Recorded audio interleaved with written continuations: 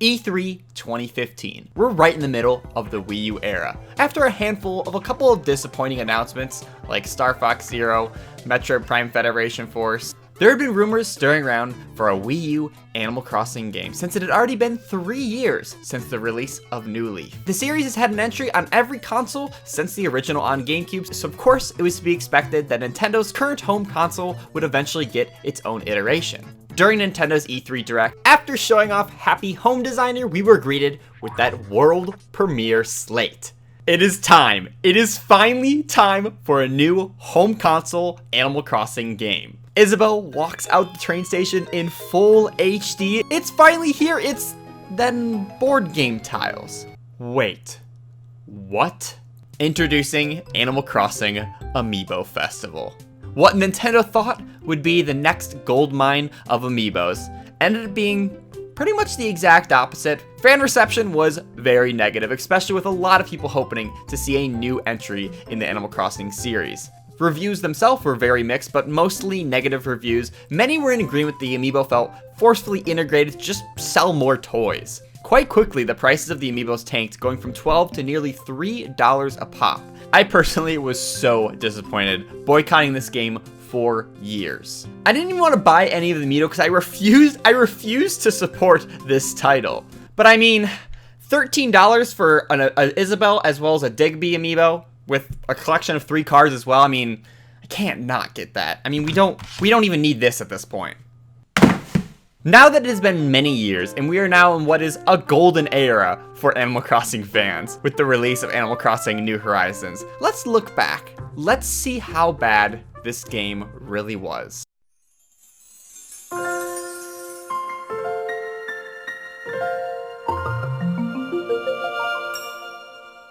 After first booting up the game, it's worth mentioning you have to scan an amiibo to play, so there's no digital version of this game allowed. You have to buy the physical edition with the case, with the amiibo and toys and whatnot, because you can't even boot up the game without scanning one of these little toys, which is already a bad sign. You're immediately thrown into what is the main mode of the game, being the board game. So let's break this all down. Each board you can select from is a different month of the year.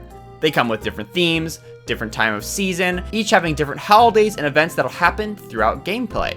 A full round or full game played is you play through the full month, each day being 1 turn for each player. If you play a full month of this board game, it's gonna take, what?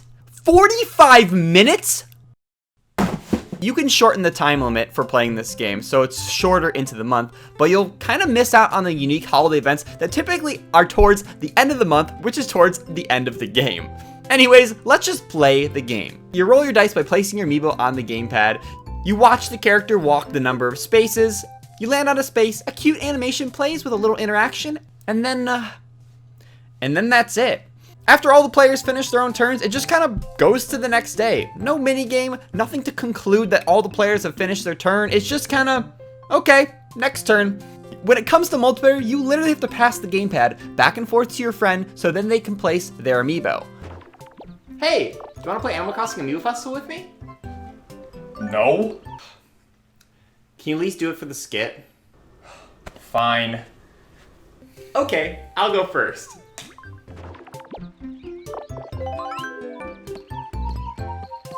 It's your turn now.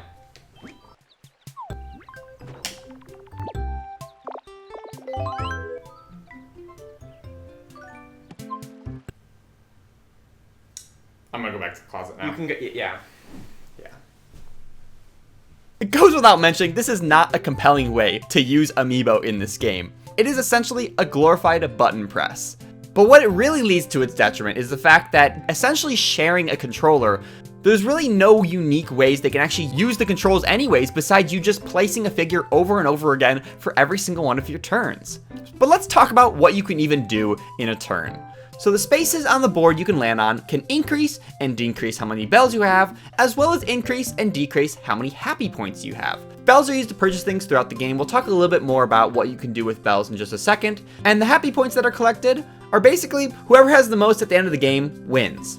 Speaking of the end of the game, your total bells are actually converted to happy points on a 1,000 bells to 1 ratio. So like what's the point of even having two currencies at that point? If happy points and bells are basically the same thing by the end of the game, there really is no reason for these to be two separate currencies.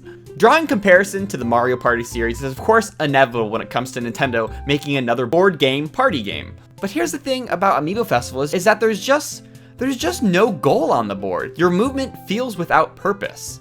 They do encourage that you do like a full lap around the entire board to complete your stamp book, and in doing so, it does reward you with a boost of an extra amount of happy points, but beyond that, there's really no direction in where you should traverse the board. There's no star space or a goal that you're trying to go towards, so really you're just aimlessly running around the board hoping you land on positive spaces. And since there's no gameplay in between turns, or during your turn for that matter, it really just comes down to scanning your amiibo, hoping you get a good die roll, and also hoping you land on a positive space.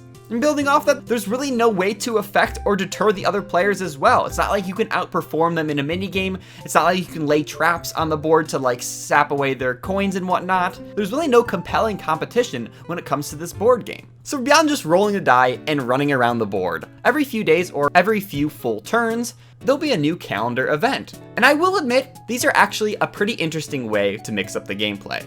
There'll be like the fishing tournament, or Katrina or Red or Dr. Shrunk will like visit the island for the day. So like certain spaces will switch to their space just for that turn. So it does actually offer a bit of variety to the gameplay, so it's not just the same monotonous rolling with no purpose. The most interesting mechanic of these events is that every Sunday you can buy turnips, just like in Animal Crossing. Then throughout the week, board spaces will have different prices based on how the market is trending for that week. So if the market's just kind of neutral, there'll be a variety of like negative as well as positive spaces where you can sell for profit. Sometimes there'll be weeks where the stock market is absolutely booming, so you can make a really great profit. Even throughout the week, the market will trend in different ways, and perhaps if you sell too early in the week, it might even increase later on. I will admit, it's actually a really interesting gameplay mechanic. At the beginning of the week, you can decide how many you want to buy. Do you want to go risky and just spend all your bells on it? Do you want to just buy just a couple of them? Deciding when you want to sell your turnips throughout those 7 turns before the week ends is actually a lot of fun and can lead to some major upsets. In this game, I was trying to win as Isabelle and got totally screwed over with turnips and had to sell at a significant loss. Meanwhile, the Digby character I was playing just there on the side, I wasn't even trying to win with, ended up getting an insane profit and made so much more off of his turnip game. So when it comes to this main mode, the board game, I feel like there are actually some interesting ideas here. I really do like the calendar events, how every few days there's like new stuff on the board, new spaces to land on, new characters to interact with, and overall I think the stock market and selling turnips and whatnot is actually a pretty fun mechanic to decide when you want to buy and sell. Those mechanics are a lot of fun, but it's not enough to ignore the fact that each turn is essentially just a button press by just placing an amiibo on the gamepad. Not to mention, of course, you have to pass said gamepad to your friend when you're playing multiplayer. And you kind of just watch the events play out on screen. There's no actual gameplay. There's no you interacting with the game. There's no playing little mini games like fishing or catching a bug or something like that. There's no conclusion to the end of a turn when all players have finished the day. Whether capping it with a minigame or some sort of way to interact with the other players you're playing with, like I said, it really just feels like you're playing in a vacuum. You can't really affect or deter these other players. You're just kind of just running around on your own and trying to collect as many happy points as well as bells as you possibly can. So after you complete your first round of playing the board game, you are awarded with another currency called Happy Tickets. These Happy Tickets can be used to basically unlock the rest of the game. Beyond the board game, which is the main mode of this game, there are a collection of mini games that you can unlock. And I'm just gonna outright say this, it's a stretch to even call some of these games, because straight up, they're not good. They're not good. The first one you unlock is Balloon Island. Essentially what you do is you hold the amiibo card on the gamepad and you release it to drop a villager like a pachinko machine, and you watch the villager bounce around on these balloons and you hope that it lands on the island. Sometimes you get lucky and you get tons of points. Other times it's you just kind of just fall in the water every single time. Another one I want to highlight is the quiz show, which is like a cute Animal Crossing trivia on like items and such, where like it'll show like a silhouette of the item, you have to guess what it is, or you have to hear a description of something and guess what insect or fish it is from the game. But truly, unless you're playing with another Animal Crossing addict, it's basically unplayable because the other player will have no idea what any of this stuff is. What's even more criminal is when you're playing multiplayer, you actually have to wait your turn to buzz in. There'll be a spotlight switching between you and the other player, and you'll be penalized if you actually scan in your amiibo when it's not your turn, so you can't just buzz in and guess whenever you want. Oh, and of course, scanning the amiibo to select your turn is just ridiculous. Why is this not a button press? These next few are barely even mini games, so let's just breeze through them real fast. There's Acorn Chase, where you take your amiibo cards and you scan them in to move different directions and navigate throughout a maze. Rossetti Bop is basically whack-a-mole, but you use 3 different amiibo to whack, of course continuing to scan them in. Mystery Campers is... what is this? This is you just guess which amiibo are staying in which campsite, and so then you have to like basically scan the amiibo in a certain order, and then it'll tell you if you got a couple right or if you were close with them. And so you have, based on that, you can kind of guess, well, if Goldie was supposed to be in this tent, maybe I'll mix up the order, and you just kind of hope to guess that you'll just get the correct order, and then that's it. That's the resolution. You just found the correct order of the campers. Then there's Fruit Path, which oh my gosh, what is this? They literally just scan it, and the character walks a number of steps based on the little die on the amiibo figure. That's it. It just, the minigame's the character walking forward. The last minigame, and really the only one worth talking about, is Deserted Island Escape, because it's the only actual good game in this entire package. It's also the only thing in this game that doesn't require constant amiibo scanning. Coincidence? When you start the game, you scan in the 3 select amiibo you want to bring to your deserted island. The main goal is to construct a boat to escape that you can be found by exploring the map. However, you have a set number of days until your food rations run out, so food must be collected to survive longer days on the island so you have more turns to explore and to hopefully find more of the boat materials. You can craft tools which can help you fight enemies, collect more food resources and such. And what's really interesting is each amiibo character has their own unique abilities. Goldie, for example, can see what items are on the adjacent tiles around her. Rosie will automatically move to a fishing spot, which will not cost a move during her turn, and can fish there without using a fishing rod tool.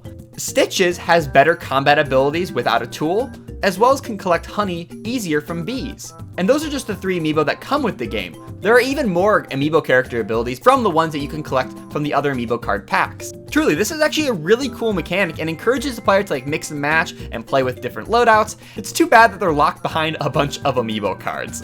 This mode, in fact, was so good that they actually ported it to New Leaf as a minigame in the free Welcome Amiibo update. And that's literally it. That's all that's in the game. Once you unlock all the minigames, you do still continue to collect happy tickets, which essentially can be used to customize the board game. You can like scan in your amiibo characters to like build houses on the board with them. You can also spend happy tickets to like put in what are essentially public works projects from New Leaf, so you can put in like a park bench or a flower clock, essentially just customizing the board game, but that's just it. That's literally it. It's the board games and this handful of barely what I would call mini games. In conclusion, I hate to admit this. Okay, but I actually had a little bit of fun playing the board game. Let me explain, please. Let me explain. I think now that my hate for the game has cooled down, I can kind of see it at more of a surface value. I can see what they were going for, but don't get me wrong, this is still not a good game. The board events, like turnip prices, the other holiday stuff, was actually a lot of fun and an interesting mechanic when it comes to like a party board game. It just felt like there was little direction to do. There was no goal to go to on the board. Taking a full lap around the board to collect all the stamps is not really a compelling reason to traverse the board. There's really no strategy in that. It's all based on whoever rolls the highest number. When playing the board game, there's really no gameplay besides rolling a die and letting it happen. Like I said, I think it's very in part to the fact that because you have to share the gamepad controller between you and multiplayer, they couldn't really add much gameplay to it besides you just placing a figure on the controller. Instead of those cute animations when you land on special spaces and whatnot, what if you played like tiny little Animal Crossing mini games? Like for the fishing turn, for example, what if it actually put you in like a lake area and all the players could go and fish and try to catch as many fish as possible, try to catch the biggest fish or something? Just some sort of like interaction with you and other players playing little Animal Crossing themed mini games that you would see maybe in a mainline title. The end of a turn not having like a minigame or some sort of interaction like this was really detrimental to the experience, because it just felt like you were just on your own, running around, not even knowing what you're doing. You were just at the whim of whatever you rolled and whatever space you landed on, hoping it was mostly positive ones. Animal Crossing Amiibo Festival, as it currently exists, 1000% could exist without any amiibo integration. The amiibo in this game are essentially glorified button presses. So I really feel that's what truly detrimented this game and gave it such a negative reception. Do I want to see an Animal Crossing Amiibo Festival 2 someday? In a way, I mean, kinda. Under the layers of terrible amiibo integration and just straight up not fun minigames, I can hardly call them games. There actually are a handful of interesting mechanics here. I can see how an Animal Crossing party game could have worked if they had brought over like actual gameplay from the Animal Crossing series, like fishing, digging fossils, and other stuff like that to properly end the turn in a minigame, or like have special spaces on the board where you play little interactions like this. It would have been a significantly better experience. No, wait, it would have actually been a game if it actually had interaction like that. I really do think Animal Crossing Amiibo Festival was a good idea, just poorly executed and just terrible timing. Fans at the time were craving an Animal Crossing title on the Wii U, but only getting Amiibo Festival felt like an absolute slap in the face. And I think this, on top of many other games that were coming to Wii U at the time, Star Fox Zero, Mario Tennis Ultra Smash, Paper Mario Color Splash, there was a lot of mixed reception for a lot of games coming to Nintendo's home console. So I really feel a game like Amiibo Festival was only a detriment to the Wii U's lineup. But now the Animal Crossing series is in a much better spot here with New Horizons. Would I love to see Nintendo experiment with this IP again and make more spin-offs? Absolutely. I think there are tons of ways to continue to interact with these characters and different gameplay styles using the Animal Crossing series. And now, with that all out of the way, we can throw this away now too. Thanks guys so much for watching this video. This has been a long time coming. I've been thinking about doing like a review retrospective talking about Amiibo Festival for like probably a couple of years now, honestly. So I'm so glad that I finally did it. I had a lot of fun doing something a little bit different than usual. So I hope you guys really enjoyed it. If you do, be sure to give this video a big awesome like. And if you haven't already, definitely subscribe for tons more. Typically just Animal Crossing New Horizons stuff, but maybe we'll do more like review/retrospectives or talking about other games and such. I don't know. If you guys enjoy this format, maybe we'll do more like this in the future. Anyways, I think that's everything I have for now. Thanks guys again so much for watching. I'll catch you in the next one. See ya!